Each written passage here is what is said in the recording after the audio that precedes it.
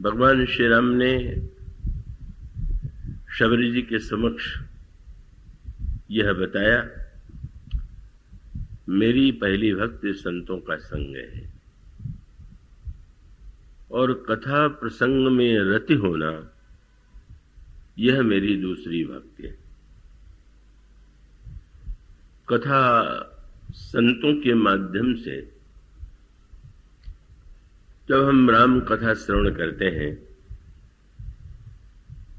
संत का तात्पर्य किसी जाति से नहीं, किसी देश या वेश से नहीं, संतत्व तो हृदय की वस्तु है। और इसलिए श्री रामचरितमानस में यह कहा गया कि ऐसा कोई देश नहीं है, ऐसा कोई काल नहीं है और ऐसा कोई व्यक्ति नहीं है कि जिसके लिए संत सुलभ न हो। बड़ी अनोखी बात कही गई।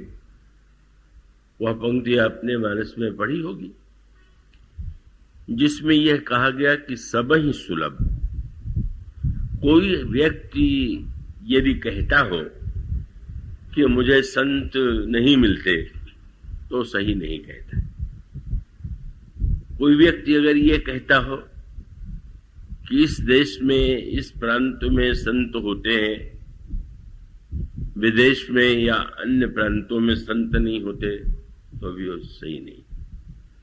और कोई व्यक्ति अगर यह कहता है कि किसी सतयुग में संत हुआ करते थे, आजकल कलयुग में नहीं होते, तो इस पंक्ति में बताया गया कि ये तीनों बातें सही नहीं। प्रत्येक देश में, प्रत्येक काल में, प्रत्येक व्यक्ति को संत सुलभ है।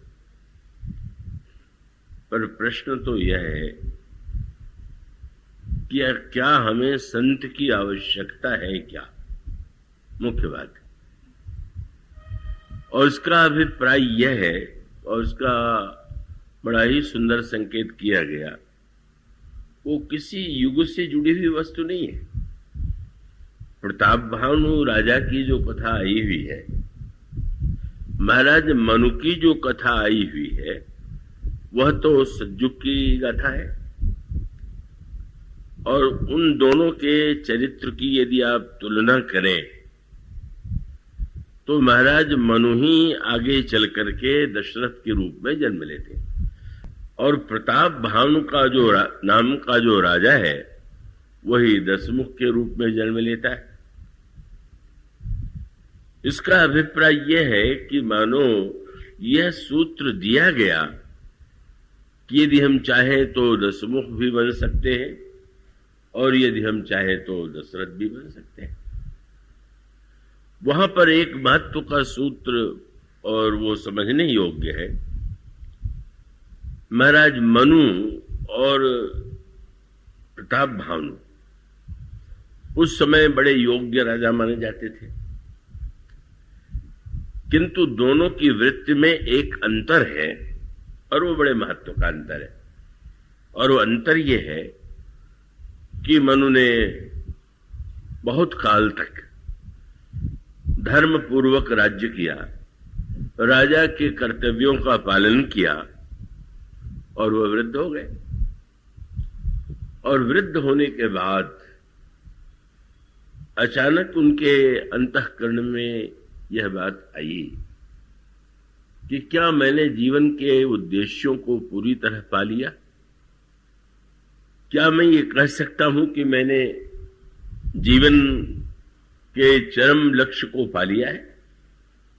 और तब उनको लगा कि नहीं, हमने राजा के कर्तव्यों का पालन किया, सब कुछ किया, पर इतना होते हुए भी अभी ईश्वर की प्राप्ति जो जीवन का चरम लक्ष्य है वो मैंने नहीं, उसे प्राप्त नहीं किया। और ईश्वर की प्राप्ति के लिए भक्ति एक माध्यम है। ये प्रसंग आप 2 दिन पहले से सुन रहे हैं। भगवान राम शबरी जी से कहते हैं कि मानो एक भक्ति करना था, तो महाराज मनु वृद्ध होते हैं तो बहुधा ये अवस्था का शरीर का क्रम है। पहले वो नन्हा बालक होता है, किशोर होता है, युवा होता है, तरुण होता है और उसके पश्चात वृद्ध हो जाता है। पर उस वृद्धावस्था को हम चाहें तो अभिशाप के रूप में देख सकते हैं, लोगों को दिखाई भी देता है। अनेक लोगों का जीवन वृद्धावस्था में बड़ा ही कष्टपूर्ण हो जाता है। पर इतना होते हुए भी वृद्धावस्था केवल अभिशाप तो नहीं है। वृद्धावस्था का अगर हम सही सही उसका अर्थ ले सकें, सही सही उपयोग करें, तो वह कल्याणकारी हो सकती है, जैसा कि महाराज मनु के जीवन में हुआ। इसका अभिप्राय यह है कि कई बार तो होता है कि युवावस्था से ही व्यक्ति भयभीत रहता है कि क्या हम बूढ़े तो नहीं हो जाएंगे। मानो वृद्धावस्था आने के पहले वो वृद्धावस्था का भय उसके ऊपर सिर पर सवार हो जाता है। और अगर कभी वृद्धावस्था की दिशा में जाए तो या तो कवि केशवदास के समान दृष्टि हो या गोस्वामी तुलसीदास जी के समान दृष्टि हो। गोस्वामी तुलसीदास जी भी राम कथा का प्रेरण करते हैं रामायण के रूप में, और कवि केशवदास बड़े विद्वान कवि रहे हैं। और वो कवि केशवदास ने भी श्री राम के चरित्र के ऊपर जो ग्रंथ लिखा है वो रामचंद्र का के नाम से प्रसिद्ध है। दोनों ही बड़े उत्कृष्ट ग्रंथ हैं। रामचंद्र का बड़ी पांडित्यपूर्ण रचना है, किंतु गोस्वामी जी की राम कथा जितना जन जीवन को सम्मोहित करती है, प्रभावित करती है, अंतःकरण में रस का संचार करती है, केशवदास की रचना पांडित्यपूर्ण होते हुए भी वो मनुष्य के केवल पाठ्यक्रम को छोड़ करके शायद ही वो बिरले व्यक्ति होंगे कि जो रामचंद्रिका को पढ़ते हो। वो तो बड़ा प्रसिद्ध व्यंग है कि अगर किसी कवि को विदाई न देना हो राजा को, तो उससे केशव की कविता का अर्थ पूछ देते थे, और वो इतना जटिल होता था कि वो नहीं बता पाता था। तो कहावत आपने सुनी होगी, वे कवि को देन न चाहे विदाई, तो पूछे केशव की कविताई। तो इतने पंडित और इतने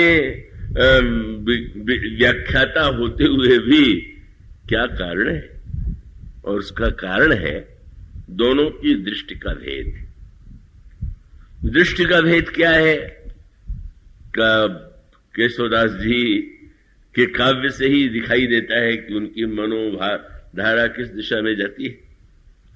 युवावस्था से जब कुछ आगे की ओर चले और बाल कहीं कहीं से सफेद होने लगे, निकले बाहर और कुछ युवतियां सामने आईं और उन्होंने केशवदास जी को देख करके कहा, बाबा प्रणाम।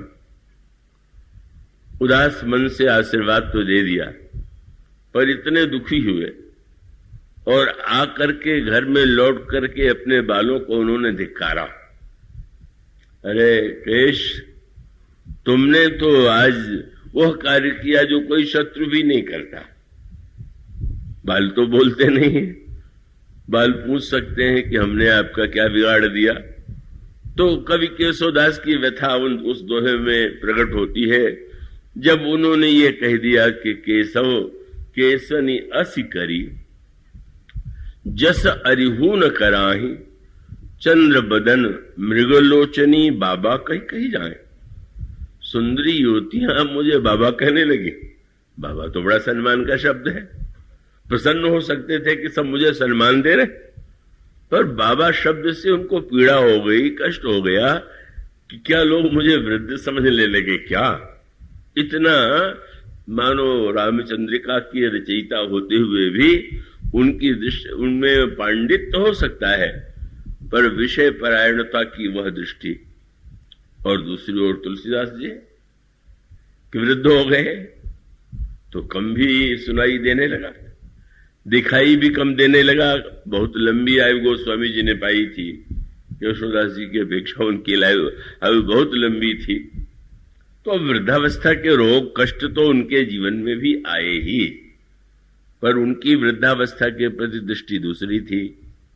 शिष्यों ने जब गोस्वामी जी से कहा कि आपके लिए कोई अच्छा वैद्य ले आवे, वैद्य जी आपको कोई औषधि दें और उससे आपके शरीर की शक्ति बढ़े, हम लोगों को बड़ी इच्छा है कि आपका सानिध्य, आपकी सेवा हमें अधिक से अधिक दिनों तक प्राप्त हो।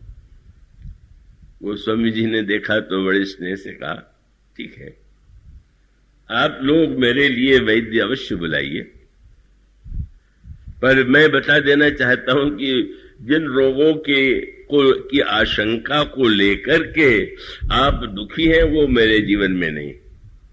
और उन्होंने कहा, अगर वैद्य आवे और देखें कि मेरी कान कम से कम सुनाई देता है तो ऐसी दवा की आवश्यकता नहीं जिससे बहुत सुनाई देने लगे। आंख से यदि कम दिखाई देता है तो ऐसी दवा की आवश्यकता नहीं है कि मुझे दिखाई देने लगे। पर उनका वो दोहा कितना भावपूर्ण है, जिसमें कहते हैं, श्रवण घटहु पुनि दृग घटहु, घटहु सकल बल देह, इते घटे घटिह न कछु, पर घटे न हरिसो ने। कहीं भगवान से मेरा प्रेम तो कम नहीं हो रहा है। अगर प्रेम कम हो रहा हो और वैद्य के पास कोई ऐसी दवा हो कि जो हमारे प्रेम में वृद्धि कर दे, तो हमें उसे वैद्य की ही आवश्यकता है। तो वो दोनों की जो दृष्टि है, राम कथा, राम चर्चा, राम के विषय में लिख देने मात्र से कोई श्री राम का भक्त थोड़ी हो गया। एक व्यक्ति अगर अपने पांडित्य के प्रदर्शन की दृष्टि से लिखे पर उसका दृष्टिकोण सांसारिक हो, तो पांडित्य की दृष्टि से रचना ऊंची होते हुए भी वो वस्तुतः भक्ति के संदर्भ में उसका कोई विशेष अर्थ नहीं। तो यह जो दो दृष्टि है, इसका अभिप्राय है कि मनुष्य के जीवन में शरीर के साथ हर तरह की समस्याएं आती हैं। जीवन में केवल रोग की नहीं, शोक की नहीं, अनेक अनेक समस्याएं प्रत्येक व्यक्ति के जीवन में आती हैं। पर उनको हम किस दृष्टि से देखते हैं और उसे हम किस अर्थ में लेते हैं, इसलिए महाराज मनु की विशेषता यही है कि वृद्धावस्था में उन्होंने एक गणित किया। दुकानदार जब दिन भर दुकान चलाता है तो इतने से वो संतुष्ट नहीं होता है कि कितने ग्राहक आए। ग्राहकों को देख करके प्रसन्न तो होता है, पर दिन के बाद जब वो दुकान बंद करने लगता है तो फिर वो हिसाब किताब मिलाता है कि वो ठीक ठाक है कि नहीं। वृद्धावस्था में हिसाब को ठीक करने का समय, जीवन में जो व्यापार किया अब मिला लेना चाहिए कि वो हिसाब किताब ठीक ठाक है कि नहीं ठीक। अब दिखाई दे कि अरे भाई दिन भर तो ग्राहक आए, बड़ी बिक्री हुई, पर घाटा हो गया। इसी प्रकार से जीवन भर तीनों अवस्था में कर्म करने के बाद वृद्धावस्था का गणित मनु ने किया और उन्होंने कहा, नहीं नहीं, अभी जीवन का चरम उद्देश्य तो ईश्वर को पाना, और पाना है वो मैंने नहीं पाया। और तब उनको ये लगा कि ठीक तो है, युवा पुत्र हैं, योग्यता पूर्वक राज्य चला सकते हैं। मैंने मनु के मन में व्यामोह नहीं था कि हम बस सिंहासन पर ही चिपके रहें, आसीन रहें, उससे कभी अलग न जाएं। उन्होंने पुत्रों को बुला करके कहा, अब मैं मन की यात्रा करूंगा और आप बड़े पुत्र हैं, आप राज्य संभालिए। तान पात से उन्होंने कहा, नहीं नहीं पिताजी, मैं चाहूंगा कि आप ही सिंहासन पर समासीन रहें, मैं आपकी आज्ञा का पालन करूं, उनका ना कभी संभव नहीं। इसलिए गोस्वामी जी ने एक शब्द जोड़ दिया, बरबस राज सुत नृपदीना और हरिहित आप गवन बन कीना। वृद्धावस्था, वन की यात्रा भगवान को पाने के लिए। प्रताप भानु यज्ञ करता है, योग्य राजा है, उसने भी वन की यात्रा की। वन की यात्रा एक ही है पर लक्ष्य अलग अलग। मनु गए वन में ईश्वर को पाने के लिए और प्रताप भानु राजा वन में गया मृगया करने के लिए। मृगया करने के वन में मृगया भी हो सकता है और वन में व्यक्ति साधना और तपस्या भी कर सकता है। और उसके बाद एक बड़े महत्व का सूत्र है कि वन में एक को बहुत से संत मिल गए, वो थे महाराज मनु, और प्रताप भानु को एक महासंत मिल गया। उसका अर्थ ये हुआ, महाशब्द जो है वो निंदा के अर्थ में भी प्रयुक्त करते हैं ना, महाशब्द हमेशा प्रशंसा में ही नहीं होता। क्यों? और उसका अर्थ ये कि अगर हमारा लक्ष्य उद्देश्य ईश्वर को पाना है तो हमें वास्तविक संत मिलेगा, पर अगर हमारा उद्देश्य ईश्वर को पाना है ही नहीं, तो जब हमारा लक्ष्य ही सही नहीं है, और हमारा लक्ष्य वह है जो प्रताप भानु का था। प्रताप भानु युवा थे जब मुनि जी से भेंट हुई।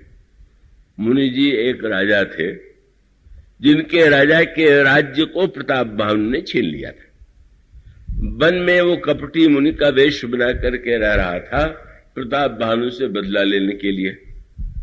राजा शिकार करते करते जब वन में उन्होंने लौट रहे थे, हर बाण लक्ष्य को भेद कर रहा था, लौटते समय एक शूकर दिखाई पड़ा, और शूकर को देख करके गोस्वामी जी ने बड़ी काव्यमयी भाषा का प्रयोग किया।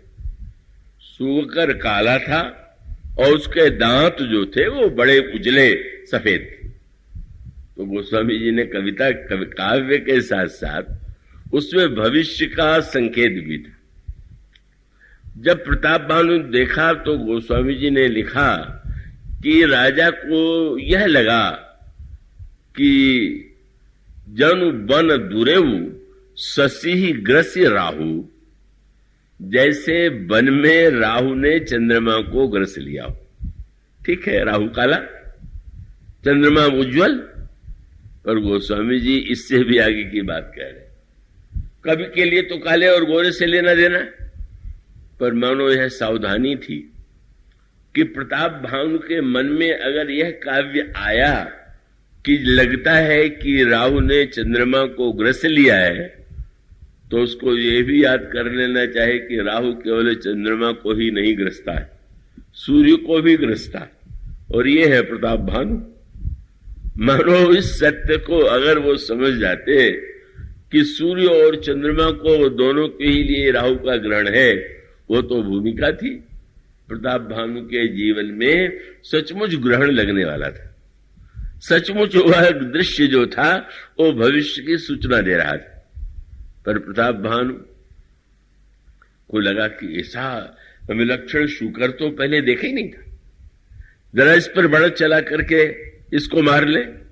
बाण चलाया, पर अनोखी बात हुई, जीवन में पहली बार राजा प्रताप भानु विफल हो गया। भगवान कृष्ण ने गीता में एक बात कही थी ना, कर्मण्येवाधिकारस्ते मां फले सुखदाचन, कर्म करने में ही तुम्हारा अधिकार है, फल पर तुम्हारा अधिकार नहीं। अगर यह सत्य व्यक्ति समझ ले तो बहुत से दुखों से बच सकता है। आज एक बड़ी जिज्ञासु महिला आई थी, बहुत सुंदर प्रश्न उन्होंने किया, जीवन में पूर्ण शांति कैसे मिले। मैंने यही कहा कि पूर्ण शांति मिले इसकी कामना ही सबसे बड़ी अशांति है। इसका अर्थ ये है कि शरीर रहते हुए, समाज में व्यवहार में रहते हुए हम असंभव वस्तु की मांग करें तो संभव कैसे होगा। तो इसलिए ये प्रश्न नहीं, पर शांति की आवश्यकता तो है, पूर्ण शांति तो नहीं। पर इसका अर्थ यह है कि व्यक्ति जो है का पहले ठीक ठीक इस सत्य को समझ सके और वो इस बात को मान ले कि भाई जो समस्याएं हैं वो अनेक रूपों में आएंगी, और उसका सूत्र है कि भाई पूर्ण शांति शब्द अगर मान ले तो तब है जब पूरी तरह से कोई इच्छा न रह जाए। तो अब ये तो कठिन सी बात हो गई, इच्छा सर्वथा रहे ही नहीं तो पूर्ण शांति। आप जब गहरी नींद में सोते हैं, जब सपना नहीं आता है तो कैसी बढ़िया शांति मिलती है। क्यों मिलती है? क्योंकि उस समय आप न तो ब्राह्मण होते हैं, न क्षत्रिय, न वैश्य, न शूद्र, न मुसलमान, न ईसाई, कुछ नहीं होते। उसमें आपका कोई नाम भी नहीं होता, आपका कोई पद भी आपके ध्यान में नहीं आता, और आपको अभी क्या क्या करना है ये भी ध्यान में नहीं आता। कैसी शांति मिलती है। और इसका अर्थ जब कुछ नहीं रहता, कुछ की इच्छा न हो तो शांति मिले, पर वो तो कुछ घंटों की ही शांति होगी। इसका अर्थ है जब आपको गहरी नींद आएगी तो आप आनंद में रहे, पर उठने के बाद तो फिर आप तो देखेंगे तो आपको अपना नाम याद आ जाएगा, अपना परिवार याद आ जाएगा, अपने कार्य की समस्याएं याद आ जाएंगी। इसलिए ये जो जीवन का स्वाभाविक क्रम, तब तो इसका उत्तर यही है कि एक सूत्र नीतिकारों ने दिया और बड़े महत्व का, कि अति लोभो न कर्तव्य लोभम नैव परित्यजेत्। मनुष्य को न तो अत्यंत लोभी होना चाहिए और न तो लोभ का पूरी तरह परित्याग कर देना चाहिए। ऐसी भी स्थिति किसी की हो सकती है कि लोभ का पूरा परित्याग कर दे, पर वो एक अलग वस्तु है। मानो एक नीति सूत्र दिया गया, प्रताप भानुमा ने दो बातें हो गई।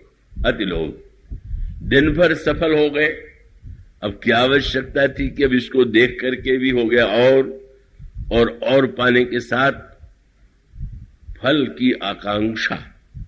हमारा वाण लक्ष्य पर पहुंचे, आज तक हमारा जीवन कभी विफल नहीं हुआ। जो हमने चाहा वही सफलता मिली, यही संकल्प उसे दुखी बना देता है। बाण विफल हो गया, शूकर को नहीं लगा कि वो बड़ा चालाक शूकर निकला, वो शूकर तो था नहीं, वह तो कालकेतु राक्षस था जो शूकर का वेश बना करके आया हुआ था। कालकेतु के 10 बेटों को प्रताप भानु ने मार डाला था। उसके मन में भी राजा से बदला लेने की इच्छा थी। उस राजा को जिसका राज्य छीन लिया था, उसके मन में भी बदला लेने की इच्छा थी। उन दोनों ने मिलकर के एक योजना बनाई और प्रताप भानु को भटकाने के लिए यह एक योजना बनाई गई। करिछल सुअर शरीर बचावा। और तब राजा अगर यह मान लेता कि ठीक है, दिन भर इतनी सफलता मिली, चलो एक विफलता ही सही, तो आगे की समस्याओं से मुक्त हो जाता। पर वो अति नहीं, एक बाण भी मेरा व्यर्थ नहीं जाना चाहिए, मेरा एक संकल्प भी व्यर्थ नहीं जाना चाहिए। और तब गोस्वामी जी ने जो दूसरा शब्द लिखा, कितना बड़ा वैज्ञानिक है। क्रोध आपको कब आता है? क्रोध हमें कब आता है? क्रोध हमें तब आता है जब हमारी कामना में बाधा पड़ती है। उसके मूल में भी वह संगात संजायते कामः कामात् क्रोधो विजायते। संग से मनुष्य के जीवन में कामना उत्पन्न होती है और कामना की पूर्ति में बाधा पड़े तो क्रोध आ जाता है। तो कामना की पूर्ति में बाधा पड़ी तो क्रोध आ गया। गोस्वामी जी का एक एक शब्द कितना सांकेतिक। बोले ऋषभस भूप चले उस संग लागल, इतना क्रोध आ गया। क्यों? बोले हमारे मंत्री, हमारे सेनापति, सैनिक आप सामने न कहें पर भीतर ही कहेंगे कि आज तो महाराज का निशाना जो था वो चूक गया। और तब जब वो भागते हैं, परिणाम क्या हुआ? मंत्रियों का घोड़ा पीछे रह गया, सेनापतियों का घोड़ा पीछे रह गया, सैनिकों का घोड़ा पीछे रह गया। और तब बोले अति अकेल मग विपुल कलेसु तदपि न मृग मग तजई नरेसु। अत्यंत अकेला हो गया, वन था, बड़े ही क्लेश थे, पर राजा उस मार्ग को नहीं छोड़ रहा था। प्रताप भानु नहीं, अधिकांश लोग प्रताप भानु ही तो है। चाहे लोभ के, अति लोभ के मार्ग में जितनी कठिनाई आवे, चाहे जितनी समस्या आवे, पर व्यक्ति छोड़ नहीं पाता। उस मार्ग पर बढ़ने ही की बात सोचता है। सब जब छूट गए, और उस छूटने में तुलसीदास जी ने लिख दिया कि अति अकेल, यानी ईश्वर की याद भी नहीं रह गई।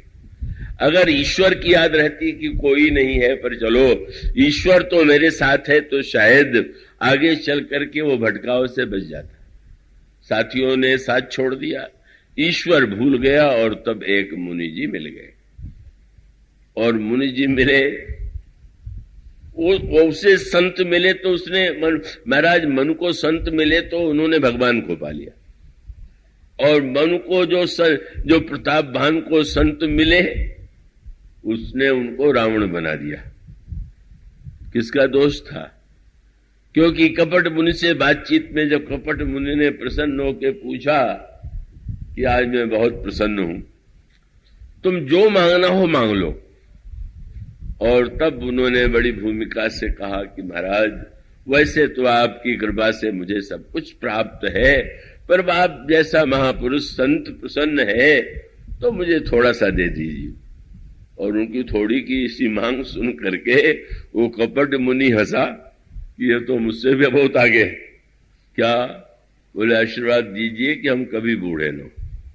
मनु बूढ़े हो गए और प्रताप भानु भविष्य में बूढ़ा मैं न हूं, पहला वरदान मांगता, मेरी मृत्यु न हो, मैं बूढ़ा न हूं, 1101 कल्प तक मैं राज्य करूं, कभी कोई मुझे न हरावे। वही प्रश्न है, जो मांग आप करेंगे अगर असंभव होगी तो आपका दुख उतना ही बढ़ जाएगा। और उसका अर्थ यह है कि जानता है राजा कि शरीर का धर्म है वृद्ध होना। राजा को ज्ञात है कि मनुष्य के आयु की सीमाएं, राजा को यह ज्ञात है कि जय के साथ पराजय भी कभी कभी जीवन में हुआ करती है। इसलिए आप देखेंगे भगवान कृष्ण ने अर्जुन से ये नहीं कह दिया कि तुम चिंता क्यों करते हो, मैं तुम्हारा सारथी हूं तो तुम जीतोगे, नहीं कह सकते थे। अर्जुन तुम निश्चिंत हो जाओ।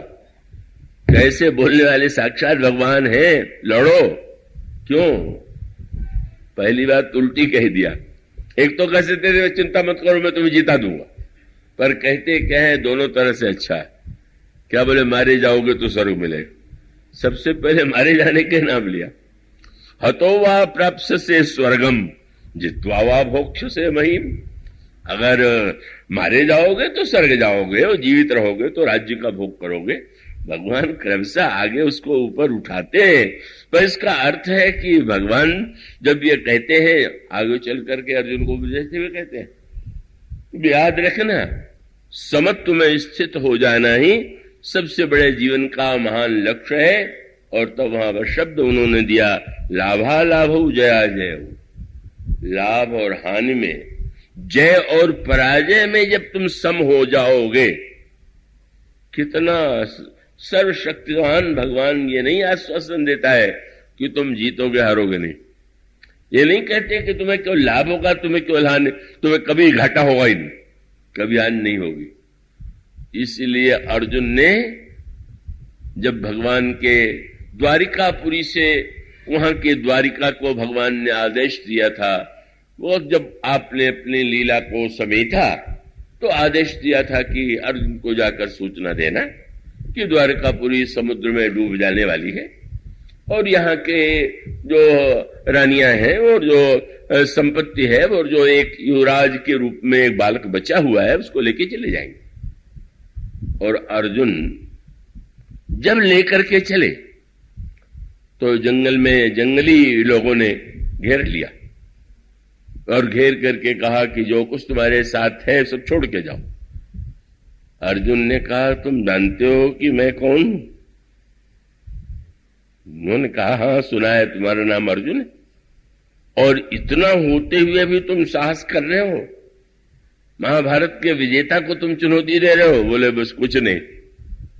और जब अर्जुन ने गांडीव उठाया और उस पर चढ़ाने लगे तो बाण चलाना तो दूर रहा, धनुष की डोरी भी उनसे नहीं खींच पाई। इतना जब ये दशा हुई, लुट गया उनके साथ जो कुछ था। और तब अर्जुन की परीक्षा थी। गीता को की परीक्षा महाभारत में नहीं थी, गीता की परीक्षा अब थी। महाभारत में तो विजयी विजय थी, पर आज अब लगने लगा हरि बिनु झूठ भयउ पुरुषारथ, सोई धनुहा सोई पारत। एक ऐसी स्थिति आ गई मानो इसका अर्थ यह है कि व्यक्ति जीवन की सत्यताओं को यदि अस्वीकार करेगा तो अपने दुख को बढ़ावेगा। इसलिए प्रताप भानु के दुख का, अनर्थ का सबसे बड़ा कारण यह था कि उसने असंभव वस्तुओं की चाह की और ये मान लिया कि इनके द्वारा ये हमारी इच्छा पूरी हो जाएगी। इसलिए संत यदि हम पाना चाहते हैं तो संत के द्वारा व्यक्ति को धन भी मिल सकता है, संत के द्वारा व्यक्ति को का यश भी मिल सकता है, सफलता भी मिल सकती है, क्योंकि यह भी स्वीकार किया गया कि मति कीरति गति भूति भलाई, जब जही जतन जहां जही पाई, सो जानब सत्संग प्रभाव। तो संतों के द्वारा यह मिलने का अर्थ ये नहीं है कि वो चरम लक्ष्य है। अंतिम लक्ष्य तो यही है कि बालक को अगर मां मिठाई देती है तो इस आकांक्षा से कि बालक का मन पढ़ाई में लगे। इसी प्रकार से अगर संत के द्वारा कोई कामना पूर्ण होती है तो इसलिए होती है कि व्यक्ति के जीवन में भगवान के प्रति विश्वास बढ़े, भगवान के प्रति आस्था बढ़े। इसलिए मानो मूल प्रश्न यही है कि संत जो है, असंत और संत सतयुग में भी थे और असंत संत कलयुग में भी। मात्रा का अंतर हो सकता है, ये तो नहीं कहा जा सकता है कि मात्रा में भेद नहीं होता। अब भी तो ठीक है ये कि भाई बरसात में वर्षा जितनी होगी वो गर्मी में किसी दिन नहीं हो पाती है, पर उसका अभाव तो नहीं होता। हमारे एक बड़े संत, बहुत अच्छे संत थे, प्रज्ञाचक्षु, दोनों नेत्र नहीं थे पर बड़े ही विनोदी थे और ऐसा उत्तर देते थे कि सुन करके व्यक्ति को मन में पीड़ा भी हो और हंसी भी आवे। एक दिन एक व्यक्ति पहुंच गए, प्रणाम किया। प्रणाम करने के बाद कहले, महाराज पहले जैसे संत होते थे अब क्यों नहीं मिलते? अब कितनी नासमझी और मूर्खता की बात है। आप संत के पास गए हैं तो ये प्रश्न कीजिए कि पहले यही प्रश्न कर दें कि संत मिलते हैं कि नहीं मिलते। आपके कहने का अर्थ तो यही कि आप संत नहीं हैं, तभी तो आप पूछ रहे हैं कि संत कैसे मिलते और पहले जैसे क्यों नहीं मिलते। दूसरा होता तो नाराज हो जाता, क्या हम संत नहीं है, तुम क्यों कहते हो कि नहीं मिलते? पर उन्होंने हंस करके कहा, अरे भाई पहले जो संत आते थे तुम जैसे बड़े धनी घरों के लड़के होते थे, जो धन और भोग सब भोग चुके होते थे और सबकी वासना से शून्य होकर के साधु बन जाते थे।